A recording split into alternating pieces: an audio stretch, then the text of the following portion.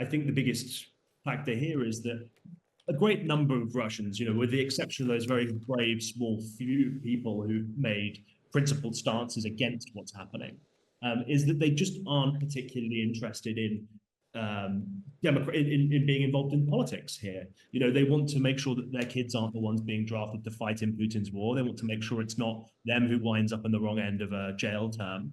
And in the meantime, they want to be able to just carry on with their lives as though nothing's happening. Now, Russians are casting their ballots in the second day of voting that is almost certainly to result in the not so surprising re-election of Vladimir Putin. Protesters yesterday poured green dye into ballot boxes, set some alight and set off fireworks inside polling stations. At least 8 people have been arrested. Gabriel Gavin is the correspondent for Politico and author of the forthcoming book on the consequences of Russia's war, and he's following the election, and he joins us now. Gabriel, welcome. Hi there. Gabriel, these protests we've seen the sort of green dye and ballot boxes, are they widespread? Do they seem organised by the opposition itself, or is these random protesters wishing to express their displeasure at the way the election's been carried out? Well, I think these individual acts of protest, of dissent, are small, they're isolated, but in the face of the absolute pressure that comes from the system, they are monumental. I mean, it's amazing. I mean, I was watching the most recent video of a woman who this afternoon in the city of Yekaterinburg tried to pour ink into a ballot box, basically to say this is an invalid election. This isn't a real exercise in free choice. And she was a kind of very ordinary looking, middle-aged person. She didn't seem to be like a hardened political activist. This is somebody who has put everything they have on the line. The state can take away your job, they can take away your family, they can take away your property, take away your freedom, and as Alexei Navalny proves, and many, many, many other examples, take away your life. So the fact that people are doing anything at all is astonishing, even though it is obviously on a very small scale. And I think it continues to kind of hammer home that message that this isn't an ordinary election. We kind of need to come up with another word for what this is, because while Russia wants to portray it as an exercise in, re-legitimizing Putin as the leader, we all know that the results have long been rigged in his favor. The state media is reporting that the turnout has reached about 23%. Now, we know that the vote takes place over a couple of days. Are we expecting a large turnout? Because I suppose people might not want to go out and protest, but they can choose not to vote. What's your prediction? I mean, we know what the outcome's going to be, but what about turnout? And what does that tell us about the way the Russian population's feeling about their president? I think in this particular case, turnout has almost been more important to the authorities than the result, because we know it's going to be a Putin coronation. The question is there going to be any kind of reasonable pretense that Russians have gone out and actually legitimized this exercise? And there have been a huge number of initiatives to try and get people to do that, offering raffle prizes, making it into a kind of festive day where you dress up as former Soviet dictator Joseph Stalin or Russian Emperor Nikolai II, and you go to the polling station, and also public sector workers, like teachers, and people who work for big state enterprises. They're being forced to go. They're being told by their bosses they have to attend. So my expectation, I think, is that turnout will be reasonably high, but that it won't tell us anything meaningful about what Russians think. I think the biggest factor here is that a great number of Russians, with the exception of those very brave, small few people who made principled stances against what's happening, is that they just aren't particularly interested in being involved in politics here. They want to make sure that their kids aren't the ones being drafted to fight in Putin's war. They want to make sure it's not them who winds up in the wrong end of a jail term. And in the meantime, they want to be able to just carry on with their lives as though nothing's happening.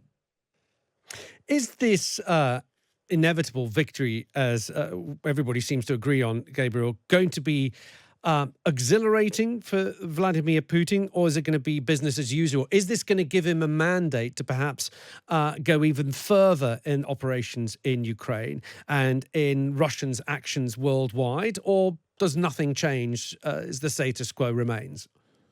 I'm always really skeptical of anyone who thinks they can predict what Vladimir Putin is thinking. But, Good point.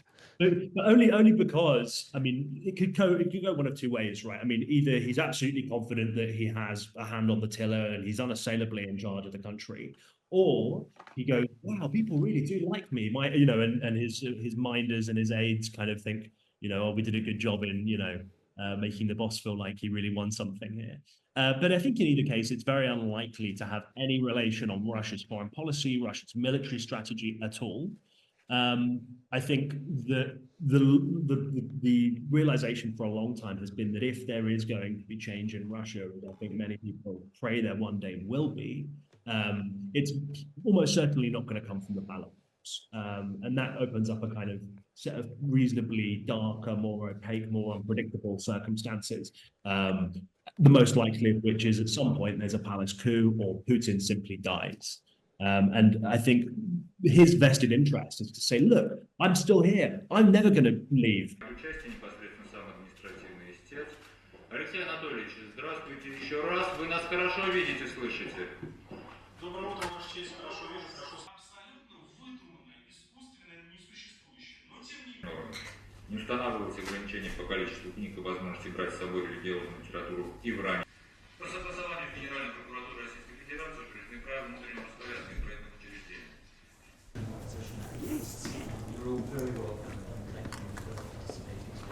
Life and death, isolation, political prisoners in Russia, organized by permanent missions of Luxembourg, the Netherlands, and Poland. At the beginning, We cannot stop thinking who is next after Navalny. And we together issued on 16th of February a statement calling on the Russian. Okay. 1 second. It's more than 1,000. Their liberty. Russian politically motivated grounds. Now, even the fact that he spent in the past several years 300 days in solitary confinement in punishment cells is already, I have called on many occasions that his conditions of detention amounted to torture and ill treatment. So he was tortured, essentially. It was a slow death over these several years. There is a possibility that he was also killed in the last few days, but we can only know through an independent investigation. The authorities did the opposite. They didn't even want to give the body to the family or to initiate any meaningful investigation. So the Russian government is responsible one way or another for his death.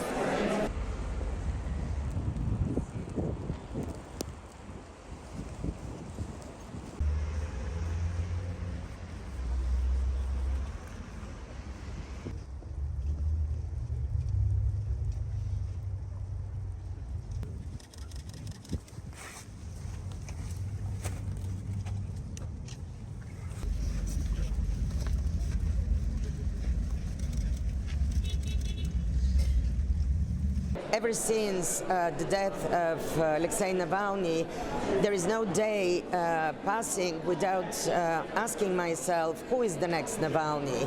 Who among all these 1,000 political prisoners and many more that the Russian authorities are detaining every day for laying flowers in memory of Navalny, for attending the funeral, and for opposing the war in Ukraine?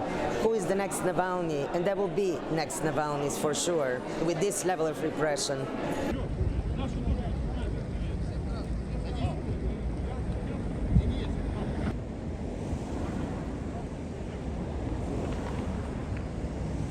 противном случае вы будете задержаны и доставлены в территориальные органы внутренних дел. Уважаемые граждане, в данном месте Oh yes, I'm very worried. I mean, to begin with, Vladimir Karamurza, who has diagnosis of polyneuropathy, and even under Russian law, he shouldn't be spending time in detention. He's also, similarly to Navalny, placed in punishment cells in solitary confinement for prolonged periods of time. He should be immediately released. I mean, he was one of the main lobbyists and authors of the Magnitsky Law. And he was detained and sentenced to 25 years imprisonment because he he voiced in open newspaper articles and speeches, he voiced his opposition to the war against Ukraine.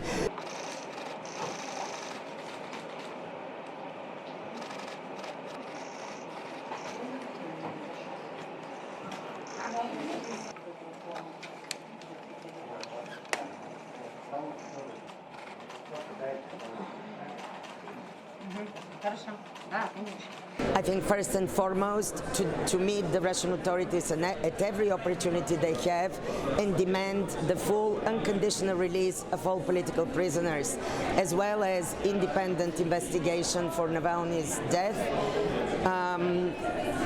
I mean, this needs to be a mantra, and this needs to be put as a condition to the Russian Federation by all governments, fellows, members of the United Nations. Where you ended in your introduction, and just say that for me, Shed light on the tragic situation of political prisoners in Russia currently impacted by the upcoming elections scheduled for 15-17 March. I also hope that the site in particular the plight of political prisoners in the Russian Federation today. the death of Alexei Navalny sends shockwaves around. We cannot have a government which is as important as the Russian, member of the Security Council, one of the 5 permanent members, and allowing them to have this level of repression. I think engagement is necessary and demanding for Russia to fulfill its obligations towards its own people. And of course, this is all done in connection to the war against the Ukrainian people. As I said, the war against Ukraine is also a war that the Russian government is waging against its own people through such level of repression.